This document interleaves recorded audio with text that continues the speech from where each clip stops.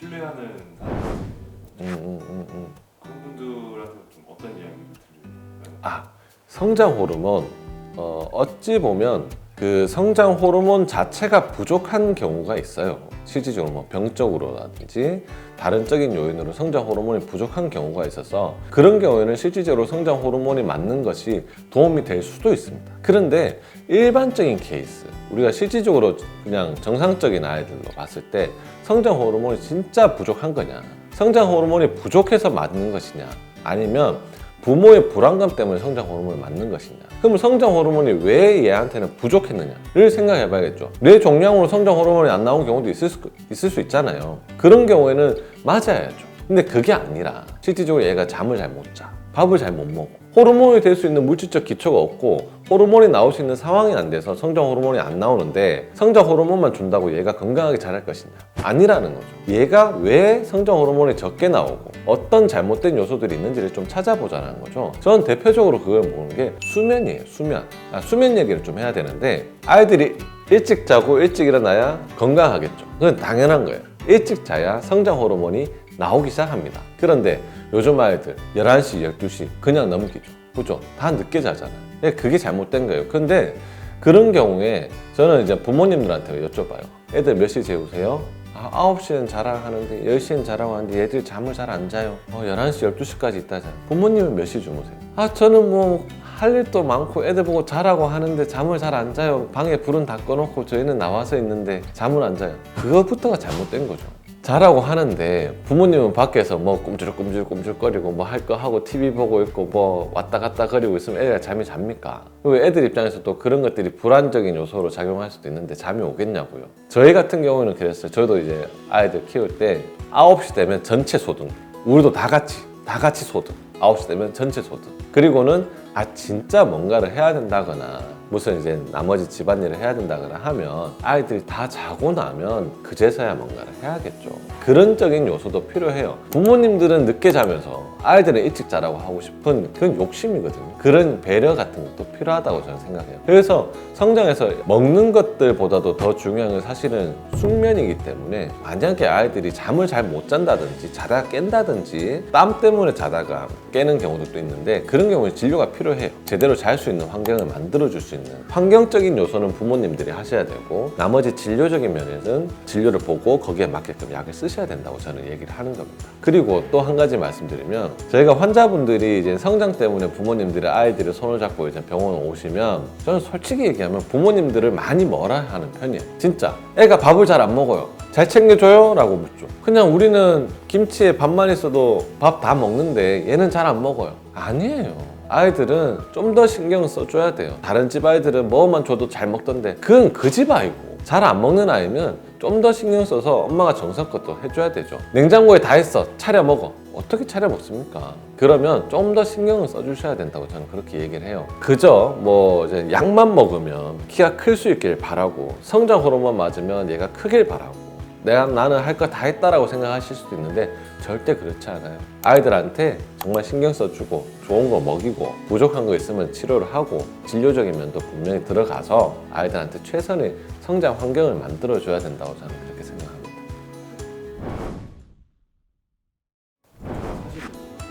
사실이에요. 열리는 시간대. 그러니까 우리가 호르몬이라고 하는 경우는 우리가 이제 활동을 하고 있을 때 나오는 호르몬이 있고, 그러니까 호르몬은 항상 이제 상대적인 거예요. 상대적인 거. 내가 어떤 활동을 할 때 필요한 호르몬이 있고, 그러니까 예를 들어서 호르몬도 소화액도 호르몬의 일종이라고 저는 이렇게 보시면 되거든요. 그러니까 우리가 뭔가 활동기에 필요한 호르몬들이 있고 휴지기 때 필요한 호르몬이 있어요. 그러면 우리의 몸은 얘도 많이 만들어내고 얘도 많이 만들어내는 게 아니에요. 그럼 내가 활동기 때 필요한 호르몬을 만들기에는 이런 호르몬이 많이 필요할 거고, 자 그러면 이제 쉴 때는 어떻게 돼요? 얘가 떨어져도 되겠네? 그러면 상대적으로 여유가 있었던 성장 호르몬이 점차 올라오는 거죠. 다시 말하면 성장 호르몬은 쉴 때 큰다고 이렇게 보시면 돼요. 그래서 자고 일어났더니 키가 컸네라고 하죠. 우리가 흔한 말로. 복잡하게 따지고 들어가면 아주 복잡해질 수 있는데 우리는 일상생활에서 보일 수 있어요. 자고 났더니 키가 큰 것처럼 보이잖아요. 그렇게 생각하셔도 돼요. 자는 동안에 성장 호르몬이 나옵니다. 안 자고 어떻게 됩니까? 그래서 성장 호르몬이 나오는 것은 잘 때다, 숙면을 취할 때다, 이렇게 생각하시면 됩니다.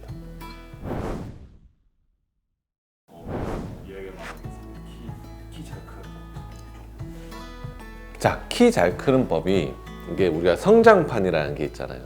성장판은 우리의 뼈와 뼈 사이에, 그러니까 뼈의 끝단 부분에 생겨 있는 부분이고, 원래 우리가 뼈는 이제 본 자체는 이제 처음부터 끝까지 다 경질화돼 있지만 성장기 때는 이 끝 부분에서 이제 뼈가 자라는 부분이 생겨요. 그게 우리가 엑스레이 상황에서 보면 이게 판처럼 보인다, 판처럼 떠 있다고 해서 그냥 성장판이라고 얘기를 합니다. 그게 끝 부분이 뼈가 좀 말랑말랑한 부분이 있거든요. 그러면 그 뼈는 사실은 외부적인 자극이 들어갔을 때, 정상적인 외부적인 자극이 들어갔을 때 더 자극이 더 많이 가고 거기에 더 활성화가 일어나는 거예요. 뼈 안쪽으로 실질적으로 혈관이 들어가진 않거든요. 그쪽에서 전체적으로 이제 움직임으로 인해서 영양분을 받게 돼 있는 것이기 때문에 뼈에 어느 정도 자극적인 가는 것들이 뼈 성장에 도움이 많이 됩니다. 정상적인 자극이라고 하는 것들 중에 대표적인 것들이 뛰는 운동이 많이 도움이 돼요. 요즘에 보면 줄넘기 많이 하잖아요. 저는 정말 키를 키우겠다라고 한다면 줄넘기 많이 하라고. 저희도 이제 애기들도 있으면 줄넘기 많이 하라고 하고, 요즘에는 시스템이 잘 돼 있어서 저는 첫 번째 줄넘기 많이 권합니다. 운동 같은 거 혹시 또 뭔가 줄넘기, 그다음에 스트레칭 이런 거. 우리가 자세적인 면이 있잖아요. 우리도 이제 그냥 평상시에 이제 등 구부정하게 이제 가만히 있을 때 이 키와 똑바로 섰을 때의 키와 좀 다르잖아요. 그런 것들, 자세적인 측면에서 우리가 필라테스 요즘들 많이 하지만 거기에서도 원하는 것들은 자세적인 측면으로도 나의 숨어있는 키를 찾는다라고도 표현을 하거든요. 저는 이제 추나도 하기 때문에 골반의 정렬이라든지 이런 것들을 많이 보고 얘기를 좀 하는 편이에요. 그런데 거기에서도 아까 전에 맨 처음에 말씀드린 것처럼 복직근에 과긴장이 걸려 있는 경우에는 실질적으로 복직근이 당겨짐으로 인해서 사람이 구부정해질 수밖에 없거든요. 그래서 이쪽 부위를 좀 풀어주는 것만으로도 도움이 많이 돼요. 그래서 자세적인 측면에서 나중에 기회가 되면 자세적인 측면도 말씀을 드릴 건데, 첫 번째가 뭐냐면 명치를 내밀으라고 해요. 어깨를 펴라고 하면 어깨에 힘이 들어가고 사실 잘 안 펴지는 경우가 있는데, 명치를 내밀으라고 하면 이게 가장 좋은 자세다, 이렇게 표현을 하면 돼요. 근데 명치가 이거하고 또 아까 전에 말했던 것하고 일맥상통하는 것들이 있는데, 내가 소화가 안 돼, 배가 아파, 그러면 여기를 내밀 수가 없죠. 움크려질 수밖에 없잖아. 여러 가지 요인들이 있는데 그런 것들을 복합적으로 보고 좀 치료를 좀 받았으면 좋겠어요. 제가 이제 환자를 볼 때 뭐 복직근 굳은 것만 보는 게 아니라 식적만 보는 게 아니라 진액 부족만 보는 게 아니라 그걸 거의 대부분 같이 가져온 경우가 더 많고요. 또한 부모님의 노력 부족도 좀 있어요. 그런 것도 같이 제가 좀 이제 티칭을 해주는 편이어서 그렇게만 되어도 아이들은 확 크기 때문에, 그리고 크더라도 건강하게 클 수 있기 때문에 그런 것들이 제일 우선이라고 저는 생각하고, 가장 중요한 거는 가까운 데 가셔가지고 진료를 받아보시는 게 최고 우선이에요. 일단은 우리 아이 상태가 어떤지 무조건 호르몬 검사만 받고 얘가 어떻다 저렇다 이런 것만 생각하시지 마시고 정상적인 건강하게 클 수 있도록 환경을 만들어주는 게 제일 1순위라고 저는 생각을 합니다. 그런 시기 같은 거는 어떻게 서로 다른 이유가? 그거는 유전이에요. 유전일 확률이 제일 높아요. 또는 어떤 경우가 있냐면 유전을 제외한 뭐 다른 부분을 얘기를 할 건데, 많은 부분이 사실 유전이에요. 부모님들이 보면 나는 어릴 때 좀 작았다가 좀 키가 컸다든지, 아니면 나는 좀 빨리 컸다가 나중에 그 키가 지금까지 왔어 라고 하는 경우들이 있는데, 간혹 늦게 크는 경우들이 뭐냐면 어릴 때 환경이 좋지 않았던 경우들이 간혹 있어요. 그래서 저희 환자들 같은 케이스를 얘기 드리면, 어릴 때부터 아토피를 엄청 힘들어했던 친구들이 있어요. 그러면 잠도 제대로 못 자죠, 밥도 제대로 못 먹죠, 먹는 것도 많이 가려야 되죠. 그러니까 영양적인 불균형도 좀 생겼죠.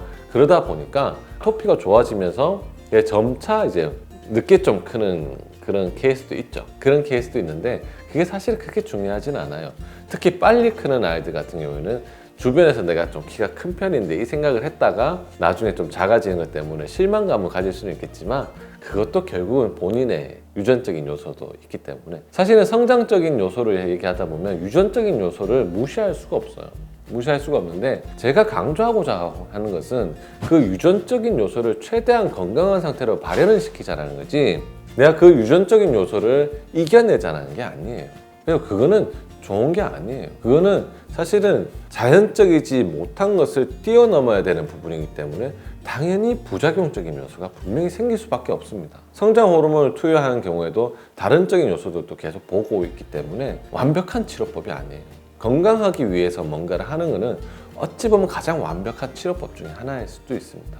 그리고 맹목적인 잘못된 상식들, 약에 대한 의존 이런 것들만 좀 피했으면 좋겠어요. 환자분들한테 성장 관련해서 약을 지어주지만 자, 이 약만 먹어보세요. 건강기능식품처럼 막 나와서 내가 홈쇼핑을 운영을 하면서 이 약만 먹어보세요.